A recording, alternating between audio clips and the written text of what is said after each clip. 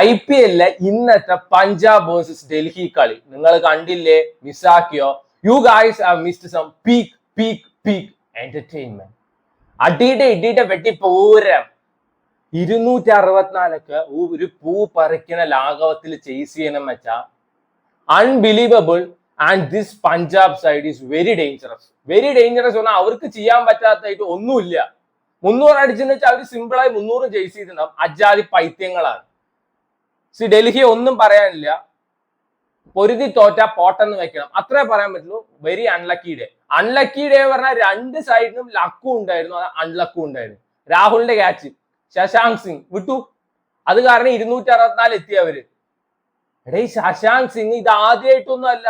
കഴിഞ്ഞ കളി എനിക്ക് തോന്നുന്നു ആരുടെ ലക്നൌവിന്റെ ഒപ്പം എന്തോ 3 ക്യാച്ചാണ് വിട്ടത് ചങ്ങായി. ഒരു കളിയിൽ ഒരു ക്യാച്ച് വിടുന്നത് താച്ച് ഓക്കെ, 3 ക്യാച്ച് എന്ന ഈ കളിയിൽ അടുത്ത ക്യാച്ചും വിട്ടു, അതും രാഹുൽ വല്ല തുച്ഛമായ സ്കോറിൽ നിൽക്കുമ്പോൾ. And he took almost 150. എന്നാൽ പഞ്ചാബിന്റെ ബാറ്റിംഗ് ഇറങ്ങിയ സമയത്ത് ആ മറ്റേ അൺലക്ക് പോയി പെട്ടത് ഡൽഹിക്കാണ്. 2 ക്യാച്ച് കൊടുത്തു ശ്രേയസ് അയ്യർ, ആ 2 ക്യാച്ച് കരുനായർ വിട്ടു, അത് ഒരു 3 ബോളിന്റെ ഉള്ളില്. ശ്രേയസ് അയ്യറിന്റെ ലക്ക് സമ്മതിച്ചു കൊടുത്തന്നെ പറ്റുള്ളൂ. അത് പിടിച്ചെന്ന് വെച്ചാൽ ചിലപ്പോൾ കളിയുടെ ഗതി തന്നെ മാറിയിട്ടുണ്ടാവും. സോ DC ആൻഡ് പഞ്ചാബ് രണ്ടും എനിക്ക് ഇഷ്ടമുള്ള ടീംസാണ്. ഞാൻ രണ്ടുപേരെ കളിയും കാണാറുണ്ട്. Delhi because of KL Rahul. So ഇപ്പൊ എവിടെ നോക്കിയാലും വിരാട് കോഹ്ലി പൈത്യങ്ങളാണ്, അല്ലെങ്കിൽ കോഹ്ലി പറഞ്ഞ നടക്കുന്ന ആൾക്കാരാണ്. പക്ഷെ ഞാൻ അന്നും ഇന്നും എന്നും രാഹുലിന്റെ ഫാനാണ്. എനിക്ക് ആളുടെ കളി ഭയങ്കര ഇഷ്ടം. ആളൊന്ന് ക്ലിക്കായി കിട്ടിക്കഴിഞ്ഞു വെച്ചാൽ ആളുടെ ബാറ്റിൽ നിന്ന് വരെ ഷോട്ട്സ്, ദാറ്റ്സ് വെരി ബ്യൂട്ടിഫുൾ. എനിക്ക് തോന്നുന്നു ഇത്രയും ബ്യൂട്ടിഫുൾ ആയിട്ട് ക്രിക്കറ്റിംഗ് ഷോട്ട്സ് കളിക്കാൻ വേറെ കളിക്കാരൻ ഇല്ല എന്ന് വേണമെങ്കിൽ പറയാം. അജാതി കിട്ടു ഷോട്ട്സ് ആണ്. അങ്ങനെ കുറെ ഷോട്ട് ഇന്നത്തെ കളിയിൽ ഞാൻ കണ്ടു. എന്തു രസമായിരുന്നു അറിയൂ, അടിപൊളിയായിരുന്നു. രാഹുലിനെ എപ്പോഴും സപ്പോർട്ട് ചെയ്യാൻ ഒരു ബാറ്റ്സ്മാൻ വേണം. ഇപ്പൊ നമ്മൾ പഞ്ചാബിൽ നോക്കുകയാണെങ്കിലും ലക്നൌവിൽ നോക്കുകയാണെങ്കിലും അതേപോലെ തന്നെ ഈവൻ ഡൽഹിയിലും ആ ഒരു പ്ലെയർ മിസ്സിംഗ് ആയിരുന്നു. ഒന്നെങ്കിൽ അണ്ണൻ ആദ്യം കയറി പോവും, അല്ലെങ്കിൽ കൂടെയുള്ളവൻ പോവും. എന്നാൽ ഇന്ന് നിതീഷ് റാണ മര്യാദയ്ക്ക് നിന്ന് കളിച്ചിട്ടുണ്ട്. സോ രാഹുലിന് വലിയ പ്രഷർ ഇല്ലാതെ കളിക്കാം. ഇവരെല്ലാവരും കൂടി എങ്ങനെയൊക്കെ അടിച്ച് 264 എത്തിച്ചു. ഞാൻ വിചാരിച്ചു ഡൽഹി പുല്ല് പോലെ ജയിക്കുന്നു. TV ഓഫ് ആക്കിയിട്ട് പോയി. 6 ഓവർ 116 0. ഞാൻ ഇതേപോലെ കളി കണ്ടിട്ടുള്ളത് എനിക്ക് ഒരു തവണ സൺറൈസേഴ്സ് എന്തോ അടിച്ചിട്ടുണ്ടായിരുന്നു ഇതേപോലെ. പണ്ട് റൈന പഞ്ചാബ് വേഴ്സസ് നമ്മുടെ ചെന്നൈ സൂപ്പർ കിങ്സ് ഒരു ക്വാളിഫയറോ അത് സെമി ഫൈനൽ എന്തോ ഉണ്ടായിരുന്നില്ലേ, അന്നൊരു 6 ഓവർ 100 അടിച്ചത് ഞാൻ കണ്ട. മിച്ചൽ ജോൺസിനൊക്കെ അടിച്ച് തൂറ്റിച്ചത്.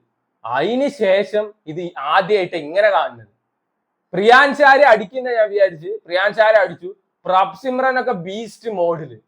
പിന്നെ ഞാൻ നോക്കൂ, വൻ കളി കണ്ട് വെച്ചപ്പോ 2 എണ്ണം പോയി. അപ്പൊ 2 എണ്ണം പോയപ്പോ ശ്രേയസ് അയ്യരൊക്കെ വന്ന് കളി സ്ലോ ആയി. പക്ഷെ ആ സമയത്തും റിക്വയർഡ് റൺ റേറ്റ് പറയുന്ന സാധനം കുറവായിരുന്നു. അവരുടെ കറണ്ട് റൺ റേറ്റ് കൂടുതലും ആയിരുന്നു. അവർക്ക് ആകെ വേണ്ടത് എനിക്ക് തോന്നുന്നു 10 ഓവറിൽ 100 റണ്ണാ, 120 റൺ അങ്ങനെ എന്തോ ഉള്ളൂ. സിമ്പിൾ ആയിട്ട് അടിക്കുന്നത് എനിക്കറിയാം, പക്ഷെ കളി സ്ലോ ആയി. പിന്നെയാണ് ശ്രേയസ് അയ്യർ 2 പുഷ്പം പോലുള്ള ക്യാച്ചസ് കൊടുത്ത് ക്യാച്ചസ് വിൻ മാച്ചസ്. ഈ വട ഉണ്ടാക്കാൻ പോകുമ്പോ വട പൊതിയുന്ന പേപ്പറിൽ എഴുതി കൊടുത്തതല്ല, അതാണ് ആക്ച്വൽ ഫാക്ട്. ക്യാച്ച് തന്നോ പിടിച്ചോ, ഇല്ലെങ്കിൽ തോറ്റു.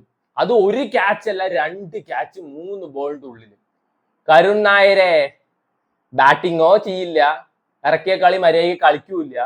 ഫീൽഡറായിട്ട് ഇറങ്ങി കഴിഞ്ഞാൽ മര്യാദയ്ക്ക് ടീമിനെ ജയിപ്പിക്കാൻ ഒരു ചാൻസ് കിട്ടിയ അതെങ്കിലും മര്യാദയ്ക്ക് ചെയ്യണ്ടേ. ആ ക്യാച്ച് പിടിച്ചെന്ന് വെച്ചാൽ 100% ഷുവർ വരെ പഞ്ചാബ് ചിലപ്പോൾ കളി കയ്യിന്ന് പോയിട്ടുണ്ടാവും.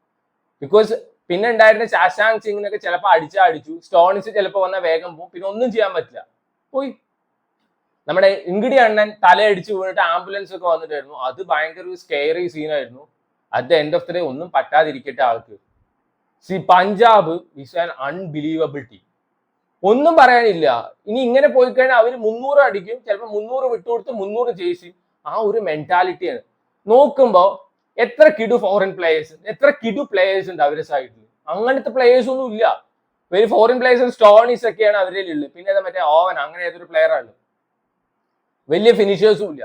പക്ഷെ ഓരോ പ്ലേയേഴ്സിന്റെ മെന്റാലിറ്റി പറയുന്ന വെച്ചാൽ അടിക്കണം, അടിച്ച് തൂറ്റിക്കണം, ഏറ്റവും കൂടുതൽ 6 അടിക്കണം. ഇതാണ് പീക്ക് എന്റർടൈൻമെന്റ് തരുന്ന ഒരു ഫ്രാഞ്ചൈസാണ് പഞ്ചാബും അതേപോലെ തന്നെ RCB. കിടുക്കളി. പക്ഷെ അറ്റ് ദ സെയിം ടൈം നമ്മൾ ഓർമ്മിക്കേണ്ട ഒരു കാര്യം, ഇങ്ങനത്തെ ഒക്കെ വിക്കറ്റ് കൊടുത്തു വെച്ച് കഴിഞ്ഞാൽ you are killing cricket. IPL is killing cricket. എടേ ബോളേഴ്സിന് എന്താണ് അപ്പൊ പണി എനിക്ക് അറിയാൻ ചോദിക്കട്ടെ. ഇപ്പൊ നാളെ ഒരാളുടെ അടുത്ത് ചോദിച്ചു കഴിഞ്ഞാൽ അയാൾ ഇങ്ങനത്തെ കളി കണ്ടു കഴിഞ്ഞാൽ I want to be a batsman, nobody wants to be a bowler. ആ ഒരു സെനാരിയോയിലോട്ട് പോകും. നാളെ നോക്കിക്കോ, വിത്തിൻ എ ഫ്യൂ ഇയേഴ്സ് ചിലപ്പോൾ ഈ സീസണിൽ തന്നെ കാണാം 300 എത്തും. ആ 300 ചിലപ്പോൾ ചേസ് ചെയ്യുന്ന ടീം ഉണ്ടാവും. ഇതൊക്കെ കാണുമ്പോൾ എല്ലാവർക്കും ബാറ്റ്സ്മാനെ വേണം. കാരണം IPL ഏറ്റവും ബാറ്റ്സ്മാൻ ആവണം. കാരണം IPL ഏറ്റവും ഇമ്പോർട്ടന്റ് ആയിട്ടുള്ള പാട്ട് ബാറ്റ്സ്മാൻ ആണ് തോന്നുന്നു. ആർക്കും ബോളർ ആവണ്ടെന്നാവും. ഈ പണ്ടത്തെ ഇതൊക്കെ ഉണ്ട്. പണ്ട് പറയുമ്പോൾ സച്ചിനൊക്കെ IPL കളിച്ചൊരു ടൈം ഉണ്ടായിരുന്നു. ആ സമയത്തൊക്കെ ചിലപ്പോൾ 140ന്റെ 145 ഒക്കെ എടുത്താൽ അത് ചിലപ്പോൾ ഒരു വിന്നിങ് ടോട്ടൽ ആയിരിക്കും. RCBയുടെ ഗ്രൗണ്ടില്ലേ ചിന്നസ്വാമി, അത് നമ്മൾ പറയും ബോളേഴ്സിന്റെ ശവപ്പറമ്പാണ്. അത് ഓക്കെ, അത് പണ്ടും അങ്ങനെയായിരുന്നു.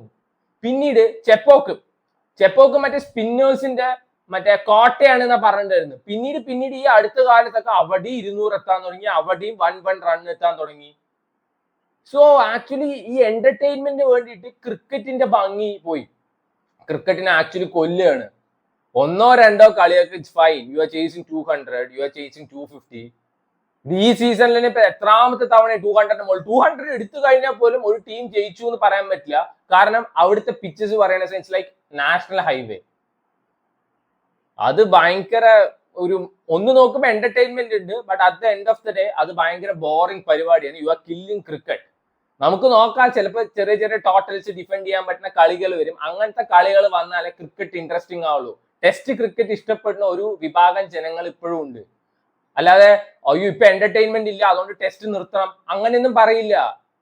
ക്രിക്കറ്റിന്റെ ബ്യൂട്ടി ഇഷ്ടപ്പെടുന്ന ആൾക്കാർ ഇപ്പോഴും ഉണ്ട്. അത് മനസ്സിലാക്കുക. അല്ലാതെ just for entertainment or for sale of tickets ആൾക്കാരെ വ്യൂവർഷിപ്പ് കൂട്ടാൻ വേണ്ടിയിട്ട് ക്രിക്കറ്റിനെ ദയവ് ചെയ്ത് കൊല്ലരുത്.